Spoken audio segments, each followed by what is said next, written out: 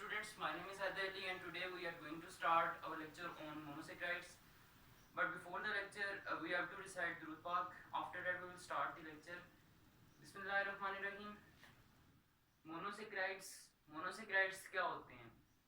देखिए, last lecture के अंदर मैंने बात की कि सेक्राइड जो होता है it is a word derived from सेक्रॉन, और सेक्रॉन ग्रीक वर्ड है जिसका मतलब होता है कि स्वीट. इट मीन्स के कार्बोहाइड्रेट्स को हम सेक्राइड्स इसलिए बोलते हैं क्योंकि मोस्ट ऑफ देम या जो जिनसे हम फेमिलियर हैं वो स्वीट इन टेस्ट होते हैं. अब मोनो की का मतलब होता है one. Mono means single unit and saccharides mean sugars. Mean के कार्बोहाइड्रेट्स का जो सबसे सिंपलेस्ट फॉर्म होगी वो मोनोसेक्राइड्स कहलाती है. कि मोनोसेक्राइड्स ये सिंपलेस्ट यूनिट्स होते हैं, इनसे मिलके हायर ओलिगोसेक्राइड्स एंड पॉलीसेक्राइड्स वगैरह बनते हैं, इसलिए हम इनको मोनोसेक्राइड्स का नाम देते हैं. या इन्हीं को हम ट्रू कार्बोहाइड्रेट्स का भी नाम देते हैं कि ये ही सिंपलेस्ट या सबसे बेसिक कार्बोहाइड्रेट्स होते हैं जिनको हम यूज़ भी करते हैं, और ये ही मोनोमर्स के तौर पे इस्तेमाल होके हमारे लिए लार्जर पॉलीमर्स जिनके अंदर ओलिगोसेक्राइड्स और पॉलीसेक्राइड्स आ जाते हैं हमारे लिए ये बनाते हैं. इसीलिए हम इनको सिंपल शुगर्स का भी नाम देते हैं कि ऐसे कार्बोहाइड्रेट्स कि जो फर्दर हाइड्रोलाइज ना हो सकें. अभी मेरे पास एक अगर दीवार है, मैं उसको ब्रेक करना शुरू करता हूँ तो मुझे उसके अंदर से ब्रिक्स मिलना शुरू होंगी, लेकिन मैं अगर एक ब्रिक को ब्रेक करूँ मुझे मजीद उसके अंदर से ब्रिक नहीं मिल सकती.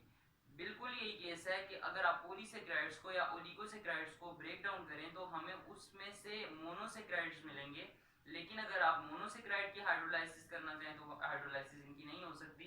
इसीलिए मैंने लिखा है कि दे आर नॉट हाइड्रोलाइजेबल. और दूसरी चीज इजीली सॉल्युबल इन वाटर, कि ये सबसे सिंपलेस्ट हैं, ये इजीली सॉल्युबल होते हैं. मैंने बताया कि like dissolve, like polar substances जो होते हैं वो पोलर में डिसॉल्व होते हैं, नॉन पोलर में डिसॉल्व होते हैं. इसी तरह मैंने बात की आयनिक कंपाउंड जो हैं वो पोलर में डिसॉल्व हो जाते हैं, और नॉन आयनिक कंपाउंड्स या ऑर्गेनिक ऐसे हमारे पास कंपाउंड्स अल्काइल चेन वाले कि जिनके एंड पर कोई चार्ज ग्रुप लगा हुआ है वो भी इजीली डिस्पर्स हो जाते हैं एक्वस सॉल्यूशंस वगैरह में, पोलर सॉल्वेंट्स वगैरह में. सबसे सिंपलेस्ट जो हमारे पास मोनोसेक्राइड्स हैं उनके अंदर एक एग्जांपल मैंने दी है ग्लूकोज. ग्लूकोज जो है वो फ्री स्टेट में हमारे पास किन किन सब्सटेंसेस में होता है? फर्स्ट ऑफ ऑल हमारे पास ये फ्रूट्स में होता है. फ्रूट्स में हमारे पास ग्रेप्स में होता है, और ग्रेप्स में कॉमन आपकी जो शुगर है फ्रुक्टोज वो भी मौजूद होती है. एंड सेकेंडली फिग्स के अंदर जो इसको हम इंजीर का नाम देते हैं, और डेट्स वगैरह में ये मौजूद होती है जो हमारी शुगर ग्लूकोज. अब मोनोसेक्राइड्स के लिए एक क्राइटेरिया हमने सेट कर दी है कि they contain 3 to 7 carbon atoms. और ये बात आपके जहन में होनी चाहिए कि मोनोसेक्राइड्स को हम दो बेसिक हमने क्राइटेरियाज बनाए हैं कि हम इनको दो तरीकों से हम इनकी फर्दर क्लासिफिकेशन कर सकते हैं. फर्स्ट ऑफ ऑल तो हम इनको नंबर ऑफ कार्बन एटम्स के बेसिस पर हम इनको क्लासीफाई करते हैं, और नंबर ऑफ कार्बन एटम्स की बेसिस पर ये 3 to 7 कार्बन एटम्स इनमें होती हैं. तो इसलिए जिनके अंदर 3 कार्बन एटम्स होंगी उनको हम ट्रायोसिस का नाम देते हैं, और जिनके अंदर 4 होंगी टेट्रोसिस एंड सो ऑन हेप्टोसिस तक होता है. सेकेंडली इनको हम फंक्शनल ग्रुप की बेस पर भी हम इनको क्लासीफाई करते हैं. अब दो किस्म के हमारे पास इनके आ सकते हैं functional groups. First of all जब भी हमने कार्बोहाइड्रेट्स की बात की कि हमने कहा they are polyhydroxy aldehydes and ketones, कि एल्डिहाइड ग्रुप इनमें होगा और कीटोन ग्रुप होगा.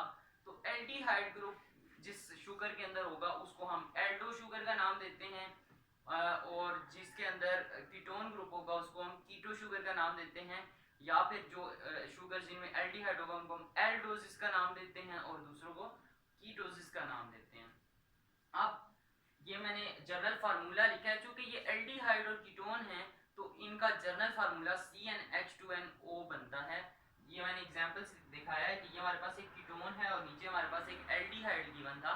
तो देखिए आप बेसिकली हमारे पास हो क्या रहा है कि सिर्फ ये कार्बोनाइल ग्रुप जो है ये हमारे पास इसकी एडिशन होती है.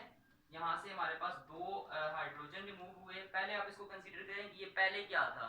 पहले यहाँ पर दो हाइड्रोजन एटम्स लगे हुए थे, वो 2 हाइड्रोजन एटम्स रिमूव हुए, यानी CnH2n+2 फार्मूला होता है, तो +2 अब हम नहीं लिखेंगे, उसकी जगह क्या आ गया, O आ गया, यानी CnH2nO।